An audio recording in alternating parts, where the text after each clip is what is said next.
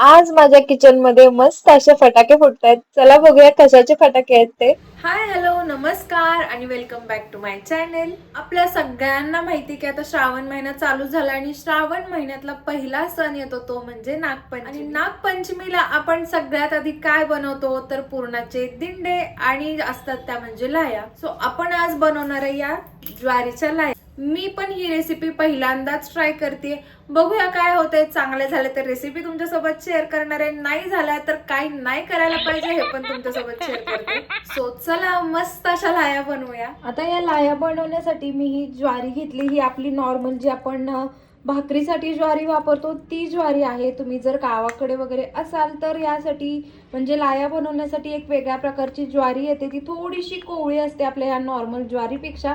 तुम्हाला ती ज्वारी मिळाली तर तुम्ही नक्की वापरा. जर तुम्ही ही वाली ज्वारी यूज करत असाल तर तिला आधी थोडंसं सीझन करावं लागतं. कसं करायचं चला बघूया. आता मी ही रेसिपी पहिल्यांदाच ट्राय करते त्यामुळे प्रमाण थोडं कमी घेते. मी ही एक छोटी वाटी आहे त्या वाटीच्या प्रमाण जी ज्वारी आहे ती घेतली आहे. ती एका अशा भांड्यात घेते आणि ती आपल्याला आता व्यवस्थित भिजत घालायची आहे. ही ज्वारी बुडेल इतकं मी पाणी याच्यामध्ये घातलंय. थोडीशी वॉश करून घ्यायची ही ज्वारी, म्हणजे त्याच्यामध्ये जे काही धुळीचे कण असतात किंवा हे जे कुचकीवाली जी ज्वारी असते निकृष्ट दर्जाची ती वरती येते. त्यामुळे आधी तिला धुवून घ्यायची. हे पाणी आता काढून टाकूया. एकदा धुवून झाली की पुन्हा एकदा त्याच्यामध्ये असं पाणी टाकायचं आणि ही ज्वारी जी आहे ती आपल्याला रात्रभर व्यवस्थित भिजत ठेवायची आहे.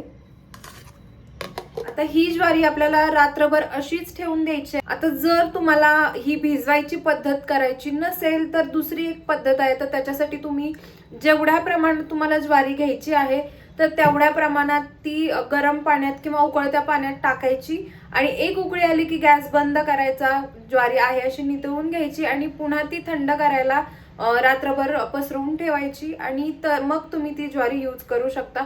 दोन्हीपैकी कोणतीही पद्धत तुम्ही यूज करू शकता. आता इथे ही जी धुतलेली ज्वारी आहे ती व्यवस्थित मी आधी नितळून मग अशा कॉटनच्या कापडावरती छान अशी पसरवून ठेवली आहे. म्हणजे त्याच्यातलं सगळं जे एक्स्ट्राचं मॉइश्चर आहे ते सगळं निघून गेलं पाहिजे आणि आपली ज्वारी व्यवस्थित कडकडीत अशी कोरडी झाली पाहिजे. आता ही ज्वारी जी आहे ती मी रात्रभर फॅन खालीच सुकवलेली आहे. अजिबात तिला उन्हात वगैरे सुकवायची गरज नाही. कॉटनच्या एखाद्या कपड्यावरती तुम्ही ही पसरून ठेवली तर ती रात्रभर व्यवस्थित सुकते. आणि ही बघा व्यवस्थित आपली ही ज्वारी सुकलेली आहे. आता ही ज्वारीची आपण लाया बनवायला घेऊया. आता या लायांवरनं ना एक इंटरेस्टिंग गोष्ट आठवली, म्हटलं तुमच्यासोबत शेअर करावी. आम्ही लहान असताना आषाढ महिन्यातली जी अमावस्या येते तर तेव्हा नवण म्हणून असायचं, म्हणजे एक सण म्हणायचो आम्ही त्याला. तर त्यावेळेला करायचं काय, अशा वेगवेगळे खाऊचे पदार्थ घेऊन सगळ्या मुली एखाद्या मंदिरामध्ये जमा व्हायचं. मग आपले जे खेळ असतात जे की आपण पंचमीला खेळतो ते सगळे खेळ खेळायचे, मस्ती करायची आणि भरपूर सारा खाऊ घेऊन जायचा आणि सगळ्यांनी एकत्र बसून तो खायचा. आणि त्याच्यात मुलांचं एक काम असायचं ते म्हणजे खोटा विंचू, किंवा म्हणजे आमच्या काळीला तर खोटाच विंचू असायचा. माझ्या आधी म्हणजे माझे आत्या वगैरे जेव्हा हे सगळं करायची तर त्यांच्या वेळेला खरे विंचू सुद्धा मुलं जे असायची ते मुलींना भीती दाखवायसाठी वगैरे घेऊन यायचे आणि मग सगळे मिळून असा मस्ती दंगा करत हा सण साजरा करायचे. त्याला आम्ही नवन म्हणायचो. आणि त्यावेळेलाच सगळ्यात जास्त बनला जायचं ते म्हणजे या लाया. आणि आमची आजी असल्या भारी लाया बनवायची आणि याचे फोडणीच्या ज्या लाया, जसं आपण भडंग बनवतो चिरमुऱ्यांचा, तसंच या लायांची फोडणीच्या लाया असल्या भारी लागतात.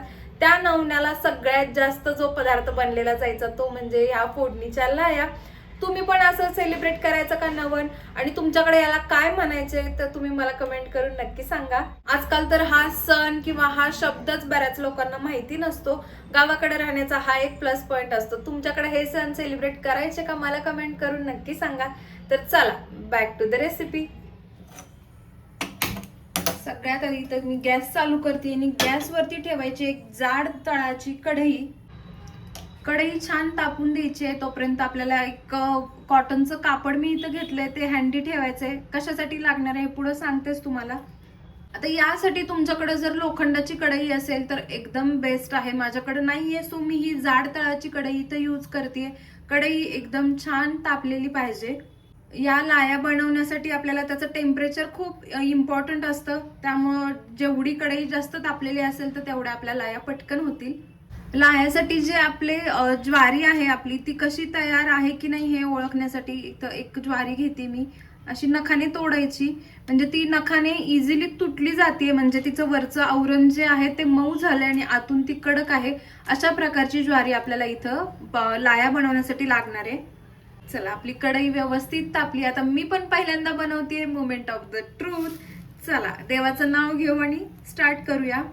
इथं थोड्याशाच मी आधी ज्वारी घेतली आणि ती या कढईत टाकतीये. हे जे कापड आहे ते घ्यायचं आणि फक्त अशी ज्वारी जी आहे ती घोळवायची.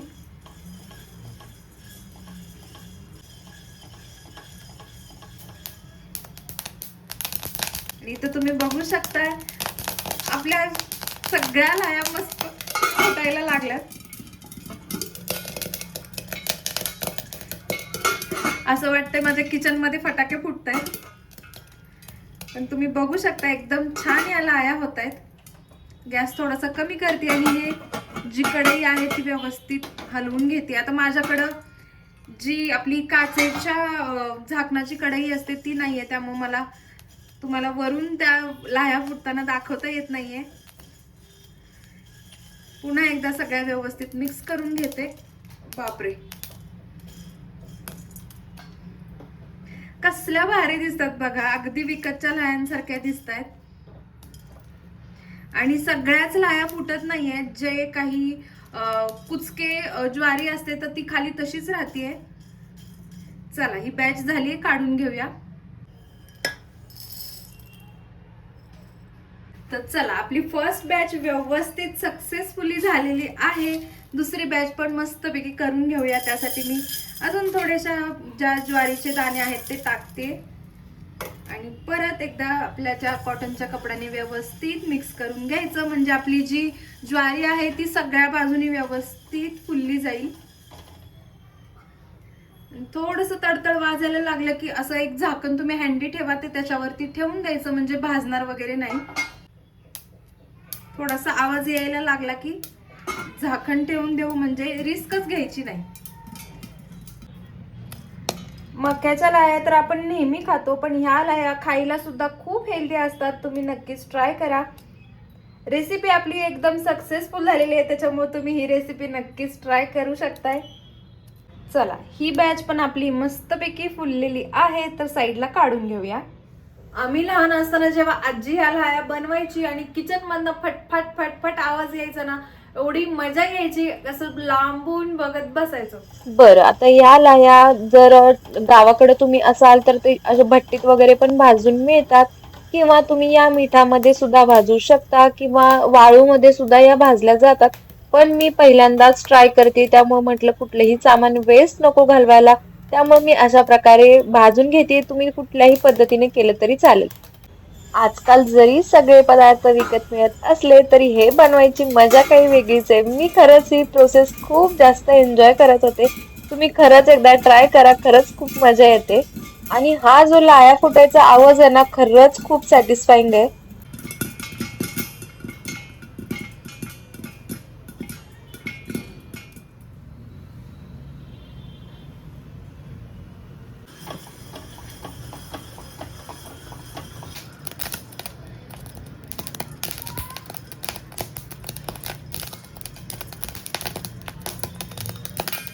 आता इथं आपल्या ह्या सगळ्या लाया व्यवस्थित रेडी आहेत, पण तुम्ही याच्यात बघू शकताय जे की न फुटलेली जी आपली ज्वारी आहेत ती पण याच्यामध्ये मिक्स आहे, आणि आपल्या ज्या फुललेल्या ज्वारी आहेत किंवा फुललेल्या लाया आहेत त्या पण याच्यात आहेत. तर ते आधी आपण सेपरेट करून घेऊया. त्यासाठी तुम्ही याला फक्त नुसतं घोळवून घेतलं तरी चालेल, पण मी एक आयडिया करते, ती म्हणजे आपला हा जो झारा असतो तर त्याच्यामध्ये ह्याला नुसतं घोळवायचं, म्हणजे जी ज्वारी राहिलेली आहे, जी की फुटलेली नाहीये, ती खाली राहील आणि वरती आपल्या सगळ्या लाया येतील.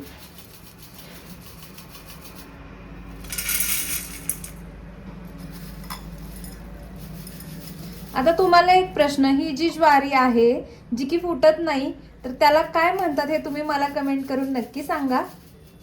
तर या प्रकारे आपण सगळ्या आपल्या लाया आधी सेपरेट करून घेऊया. आता लाया बनवून झाल्यानंतर हे जे काही आपले ज्वारी आहे जी की फुटलेली नाहीये, त्याला काय म्हणायचं आहे तुम्ही मला सांगणारच आहे कमेंटमध्ये. पण ही अशीच वाया जाऊन द्यायची नाही. तर यासाठी मला माझ्या आईने एक ट्रिक सांगितली, ती म्हणजे ही जी ज्वारी आहे जी की अर्धवट फुटलेली आहे किंवा फुटलेली नाहीये, तर ती मिक्सरच्या भांड्यामध्ये टाकून व्यवस्थित तिची पावडर करून आपण जे थालपिठं वगैरे बनवतो त्याच्यामध्ये सुद्धा यूज करू शकतो, किंवा जे आपण वाटण बनवतो भाज्यांसाठी वगैरे तर त्यामध्ये सुद्धा आपण हे ऍड करू शकतो. म्हणजे आपल्या भाज्यांना छान दाटपणा येतो. तर हे सुद्धा आपल्याला अजिबात वाया घालवायचं नाहीये.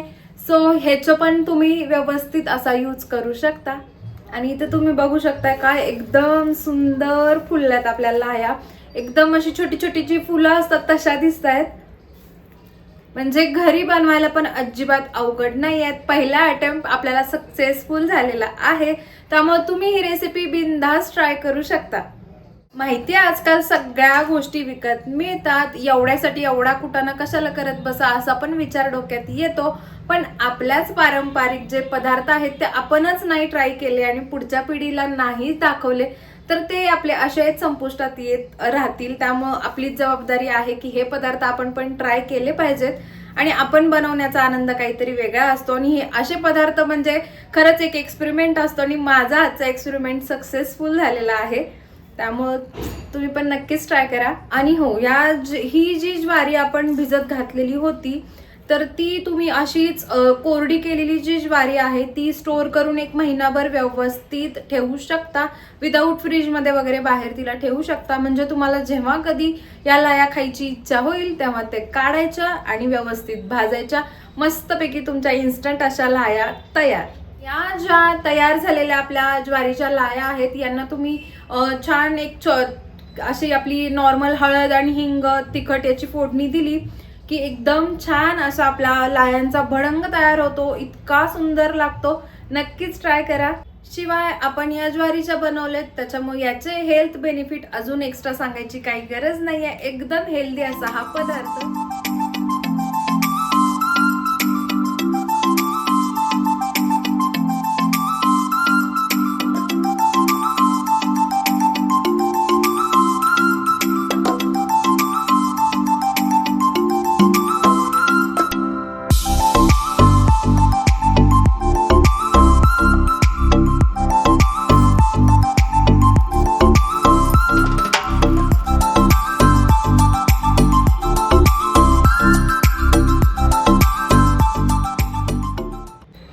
नागपंचमी स्पेशल ही लायांची रेसिपी तुम्हाला कशी वाटली मला कमेंट करून नक्की सांगा. व्हिडिओ आवडला असेल तर चॅनेलला लाईक शेअर सबस्क्राईब नक्की करा आणि तुमच्या फ्रेंड्स फॅमिली सोबत नक्कीच शेअर करा. आपण भेटू अशा छान छान रेसिपीज सोबत नेक्स्ट व्हिडिओ मध्ये. तोपर्यंत बाय.